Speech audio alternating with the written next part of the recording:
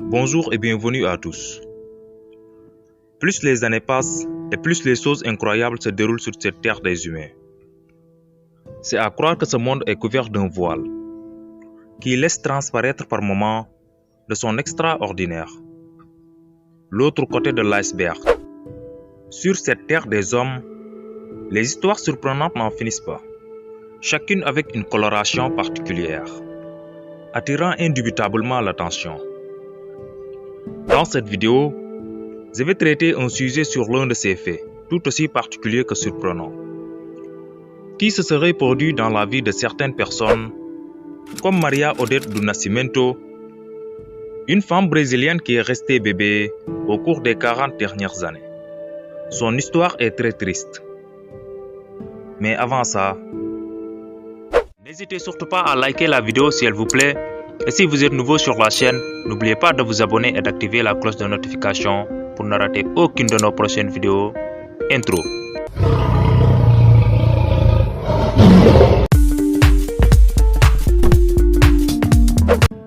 Elle est née le 7 mai 1981 dans une famille pauvre de Ceará au Brésil. Un village pauvre, sec, poudreux et isolé, où la vie de ses habitants est monotone. Et surtout le temps semble figé ou marche au ralenti. Sa mère est décédée il y a 23 ans et son père a épousé une autre femme. Alors elle vit avec son père et sa belle-mère. Leur famille est pauvre, donc leurs conditions de vie sont médiocres. Et ils habitent dans un torrent. Malgré la situation dans laquelle elle se trouvait, sa belle-mère qui s'appelle Dora prend toujours consciencieusement soin d'elle, comme si elle était sa propre fille, car elle croit que c'est la passion de sa vie et que l'enfant lui a été envoyé en cadeau de Dieu.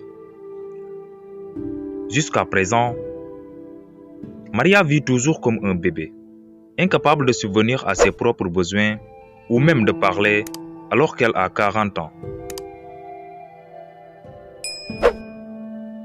Il faut noter que si Maria Odete do Nascimento a jusqu'à présent cette apparence de bébé malgré ses 40 ans, c'est à cause d'une maladie. La chose la plus triste à propos de son histoire est que cette maladie aurait pu être évitée si elle avait été traitée, ce qui lui aurait permis de grandir comme un enfant normal. Mais sa famille était pauvre et ne pouvait donc pas se permettre de fournir une quelconque forme de traitement pour elle. Selon les médecins de la faculté de médecine, la cause de son état est due à un cas grave d'hyperthyroïde congénitale. Cela signifie qu'elle est née avec peu, voire pas du tout, d'hormones thyroïdiennes. Et pour explication, il faut savoir que les thyroïdes sont responsables du métabolisme et de la croissance dans le corps. Donc si vous ne l'avez pas, il serait impossible pour votre corps de grandir ou de se développer. Le cas Maria est resté comme ça parce que ses parents n'avaient pas d'argent pour les diagnostics. Donc les médecins n'ont pas pu le découvrir à temps. Ainsi les années passaient et Maria était toujours au stade de bébé. Pendant que les enfants de son âge, eux, grandissaient normalement. Ses parents qui croyaient au début que Maria était un bébé normal commençaient à se poser des questions sur le fait de savoir comment elle est toujours restée bébé alors qu'elle avait 8 ans et alors que les enfants de son âge sont plus grands qu'elle, parlent, marchent et vont à l'école. En effet, la maladie de Maria avait été correctement diagnostiquée qu'à l'âge de 8 ans. Et à ce moment-là, il était déjà trop tard pour que les médecins puissent faire quoi que ce soit.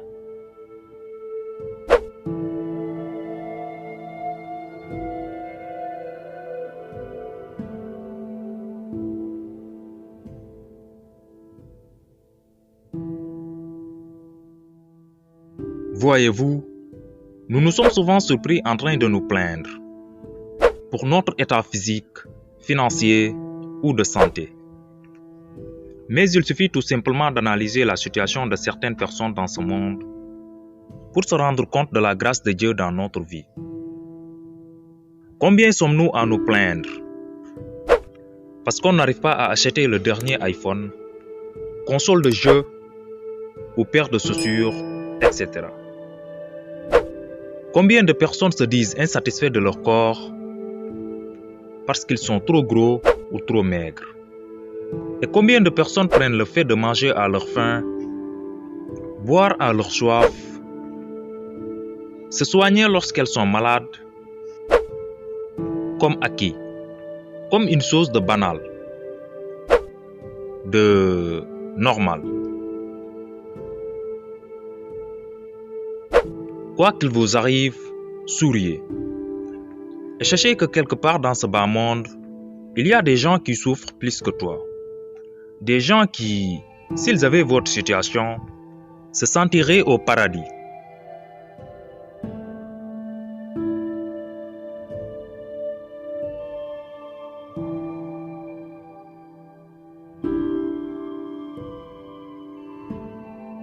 Et parmi ces gens, il y a Maria Odete do Nascimento, une femme brésilienne qui a 40 ans et qui est toujours restée bébé. Ne sait pas parler, ne peut pas subvenir à ses besoins toute seule et reste dépendante de ses proches pour toute sa vie. Une vie qui a été brisée par le simple fait d'être pauvre, ce qui est finalement une punition pour elle. Elle voit ainsi les enfants de sa génération parler, marcher et courir, grandir, jouer, danser, aller à l'école, puis à l'université, travailler, se marier et fonder une famille. Pendant qu'elle les regarde rêveuses.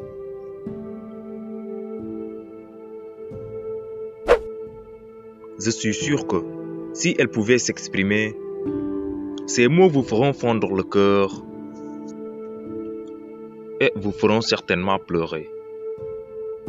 Et des personnes comme Maria, il en existe des milliers dans ce monde.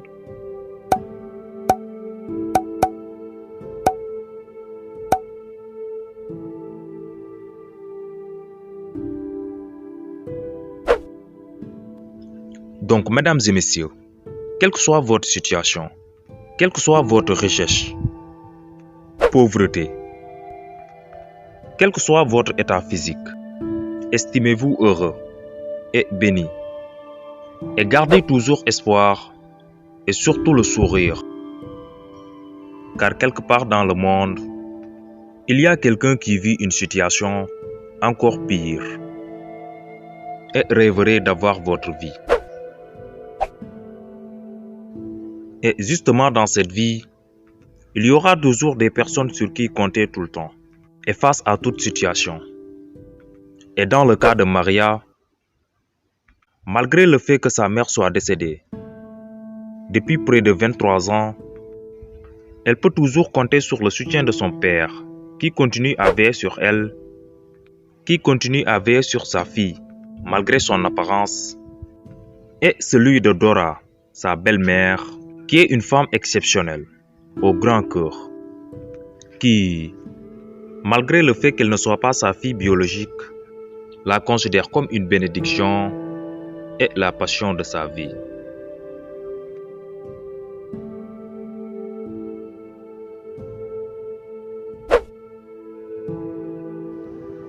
Merci à tous d'avoir regardé la vidéo jusqu'à la fin.